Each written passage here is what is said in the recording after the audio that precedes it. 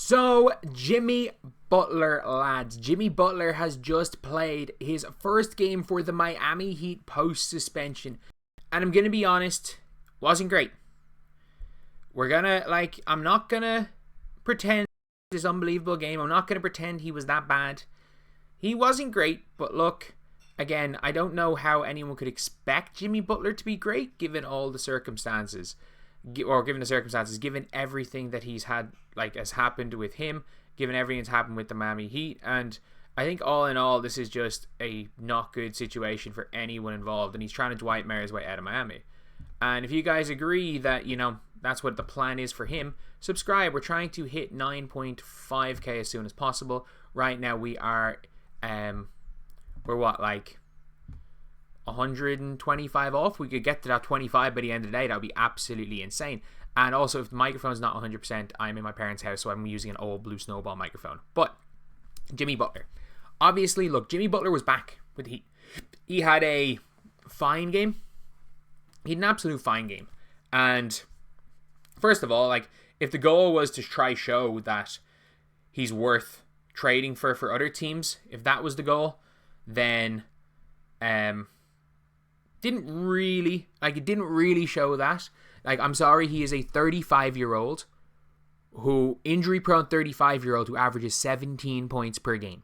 We can talk all we want about hypotheticals. Does he make X, Y, and Z team better? What he does. He is a 35-year-old averaging 17 points, which is not bad at all, but making $50 million a year. And now we've heard from Brian Windhorst as well that there's pretty much no chance of him staying with the Miami Heat, to be honest. Let's take a listen to this. Working the story for weeks with Shams Charania. I've talked to people dozens of times. This is the only thing that you need to know. And this is what the Heat fans need to know, and certainly the Heat know. Jimmy Butler's number one goal is not beating the Nuggets tonight. Not that he doesn't want to beat them. It's not scoring 30 tonight. Not that he doesn't want to score 30. His number one goal is to be traded. And his actions will be aimed at getting himself traded, preferably to the Phoenix Suns. Period. That's number one. And I'm not going to lie, that is 100% what his goal is. His goal is to get out of there to Phoenix. And the problem is that you can't really get him to Phoenix if he's, because his agent has basically told all the other teams, he's not going there, he's not going here, he's not going there. So you've got to get him to Phoenix. But for me, I'm you can't really get him to Phoenix because of Bradley Beal. It doesn't matter what he does. All his actions are going to be to get traded to Phoenix. It doesn't matter what his actions are. Jimmy Butler could freaking, I'm not even going to say what I was going to say because someone would just clip it out of context. But he could do some unimaginable things to every single member of the Miami Heat organization, and it still wouldn't get him to the Phoenix Suns because of the literal cap laws. The only chance of him going to Phoenix is if they trade Devin Booker, and if they trade Devin Booker, he's not going to want to go to Phoenix. There is a near 0% chance. I don't know who will bite the bullet on Bradley Beal. Maybe Milwaukee. Maybe there's a trade where Milwaukee are you know what? We're not doing it as we are. Chris Middleton's not that guy. Bradley Beal's an upgrade on Chris Middleton. We're just trying to go for it when Giannis is here. So we're going to go and trade for Bradley Beal. We'll trade for Beal. And you know what? Miami, you guys can take Middleton, Portis. And if I'm Miami, I'm trying to, if Milwaukee are getting the first round pick, if they're the ones getting the Phoenix first round pick, and Milwaukee and Miami are being stuck with Bobby Portis and Chris Middleton for Jimmy Butler, I'm not gonna lie, I'm going to Phoenix and we're not making that trade unless you give us Ryan Dunn. We're finding some way to work out mix swap contracts and stuff. But if I'm Miami, obviously anyone that's in the rotation is basically untouchable, but I'm doing everything I can to get Ryan Dunn. If giving up Jimmy Butler gets them Ryan Dunn, Chris Middleton, and Bobby Portis, that's a team that I think can compete in the Eastern Conference. It can. It really can compete. You're running the likes of Bam, Portis. That's a nice, and Kelly Ware. That's a nice kind of that's a really good center rotation, to be completely honest. And with Portis has that ability to play at the 4 as well.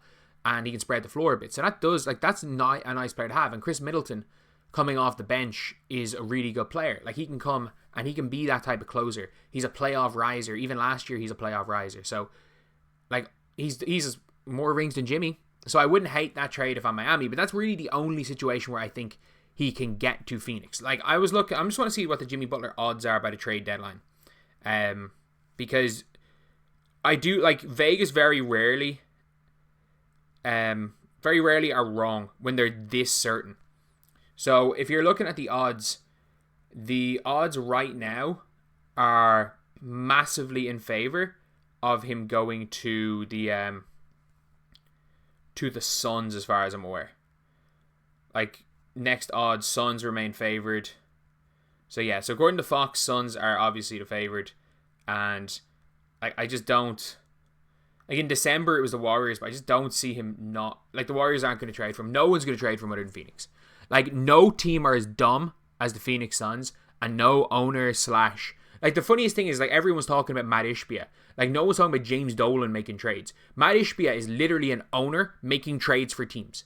Like, Matt Ishbia is, like, so far gone, it's unbelievable. Like, I can't believe that, like, it's gone this far with Matt Ishbia, but he is, like, he is beyond useless. He is beyond useless, and there's no other team dumb enough to trade, not only trade for it, but pay Jimmy Butler. Like, we're going to be seeing a situation where the Phoenix Suns are going to have Devin Booker and a 40-year-old Kevin Durant and 38-year-old Jimmy Butler both making max money with no picks while being the 6th worst team in the NBA. And then they're going to have to get off Devin Booker. As like the only trump card that Phoenix have is that as much as they've given up all those picks, you can get 4 to 5 picks for Devin Booker. That is actually the only trump card. And it's like every month that passes, I think we're getting closer to Phoenix having to cash in on the Devin Booker trump card. Like, if the organization was smart, first of all, they wouldn't have traded for Bradley Beal, but Booker might have still been there. They would have traded Kevin Durant. You would trade Kevin Durant. You would have never made the Kevin Durant trade in the first place. You won 64 games. You were like the 3rd seed in the West, and you traded Mikal Bridges and Cam Johnson and like 4 picks. The overpaid a century. You basically, Mikal Bridges, I think, got them 5 picks back. Cam Johnson's going to get them 2 picks. Plus you gave 4 picks and like whatever pick swaps. You basically gave them like 12 first round picks for Kevin Durant. An old Kevin Durant who's like past his prime. Oh.